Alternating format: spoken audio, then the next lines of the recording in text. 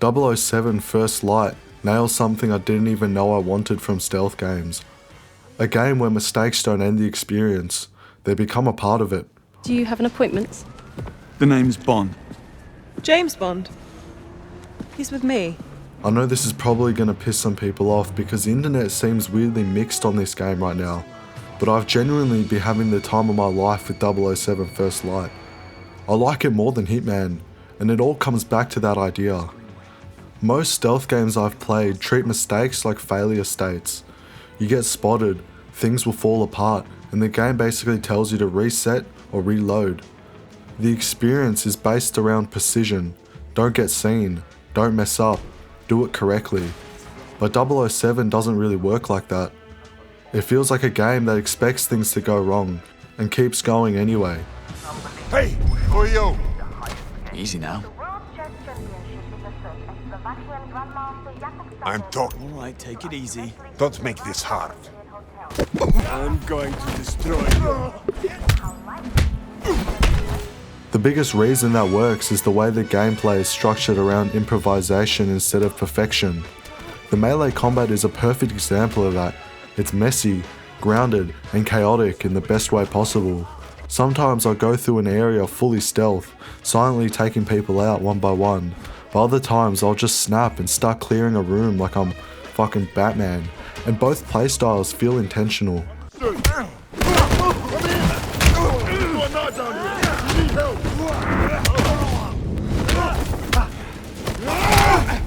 The combat has this weird mix between Uncharted and The Last of Us.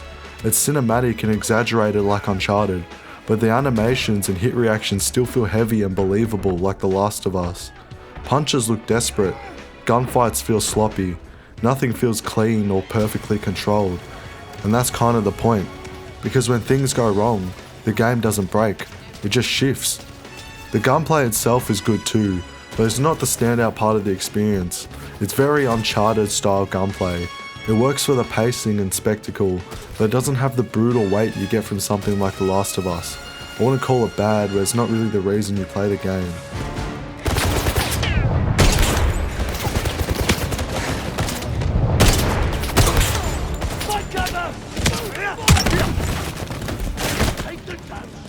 I've got the shot locked in. But what does elevate it is how the systems interact when everything falls apart. You don't just fail stealth sections, you transition out of them. You don't restart encounters, you escalate through them. And that's where the idea of mistakes becoming part of the experience actually clicks.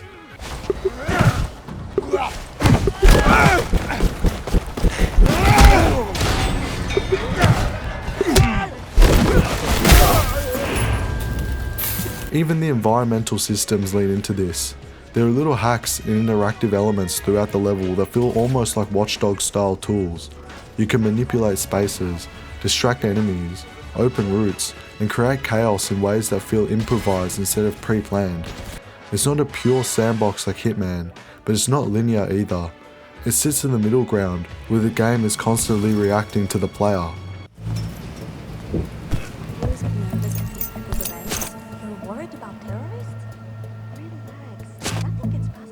Visually, the game can look incredible at times too. Not consistently mind-blowing, but there are moments where the lighting is just amazing. The MI6 headquarters especially has an insane atmosphere. Some of the fancy posh interior sections feel like a proper spy film set. Everything just has this clean cinematic polish that sells the fantasy really well. This is amazing. Don't think I've tried it before. Is it your own concoction? I can't take credit, I'm afraid. The hotel owner has a huge collection of mixology books. His pride and joy. Can you believe this brat? And performance-wise, it actually ran way better than I expected. I have a 5070 Ti and a 9800 X3D, and I was getting around 60 to 70 FPS on ultra settings while using DLSS quality. Considering how dense some of the environments are, that was a nice surprise, even though I still consider my PC like top of the line. But the real reason why this game works for me isn't just gameplay, it's tone. I went into it barely knowing anything about James Bond. I remember the GoldenEye film from when I was younger, but that's about it. So I expected cliche spy writing, cheesy dialogue, and a pretty predictable story. And yeah, it is cliche, but it commits to itself so hard that it loops back around into becoming genuinely entertaining. To assist, but then you hang up on us. Go against direct orders and ultimately blow up the invaluable asset we were there to retrieve. I wasn't aware I was under MI6 command, and I just chose not to take your advice. Mom. Right, yes. Everything feels cohesive. The characters are likable enough. The game knows exactly what tone it wants and never tries to overcorrect it into something overly serious or prestige. Even smaller character dynamics land better than expected. Monroe especially stood out early on, not as some deep, complex character, but as part of the game's energy. He starts off as that classic tough competitive presence, but the interactions around him help sell the world and make the whole thing feel more alive without needing huge dramatic twists. And that's kind of the point. The game isn't trying to be like Red Dead Redemption, it's trying to be a fun, confident spy story you actually enjoy moment to moment. And that commitment is what makes everything work. So this is on me. I decided to take the sparring outside of the ring. Things might have gotten slightly out of hand. Don't take the blame for him, Monroe. Honestly, sir, he's cleared his close combat requirements. I just really wanted to test him. See what he's got. If that was out of line, I apologize. I expected better from you. And Monroe, if you want this mess, clean it up. Alone.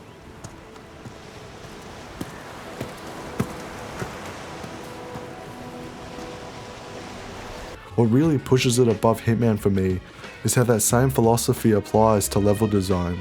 I understand why people love Hitman. The freedom is impressive, and the sandbox design is genuinely smart, but I never fully connected with the structure where you follow mission stories and clues to slowly engineer the perfect assassination. It always felt like the game was asking me to solve a puzzle rather than experience a situation. 007 flips that feeling. Your objectives aren't just find the perfect kill, they're more layered. Getting into places, gather intel, escape situations, improvise when things break, adapt when you're compromised.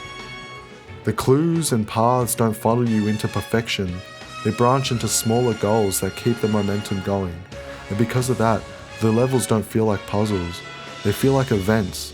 Getting spotted doesn't end things, it just changes them. A stealth section can become a massive fistfight, which becomes a retreat, which becomes you slipping back into control again. The game lets you recover instead of restart. It lets chaos settle into structure instead of punishing it immediately. That's the difference. That's why it works for me. It has a cinematic pacing of games like Uncharted, but enough freedom that the player still owns the moment. It's not fully scripted, and it's not systematic. It lives in that space between. And I think that's harder to pull off than people realise.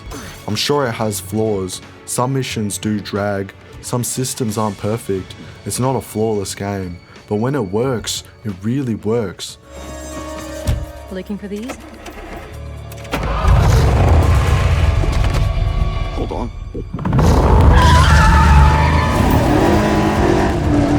Just who the hell are you? Not now. Eyes on the road. The best moments in 007 First Light are those moments that feel like you're in a playable spy movie and things are constantly falling apart in real time, but instead of you resetting, the story just keeps moving with you.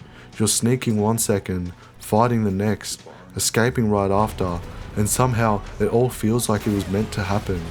That chaos is the experience. So yeah, maybe it's a hot take, but I genuinely think if people can call Uncharted one of the greatest cinematic action franchises ever made, then 007 First Light deserves way more respect than it's getting. You can disagree if you want, but for me, this is what stealth action should feel like.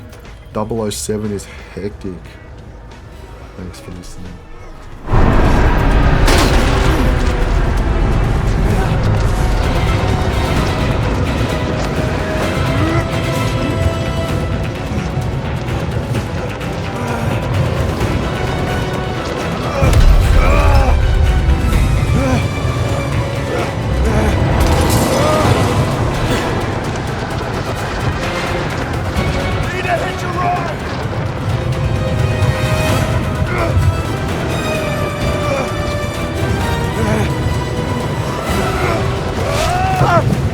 No, no, no, no, no, no!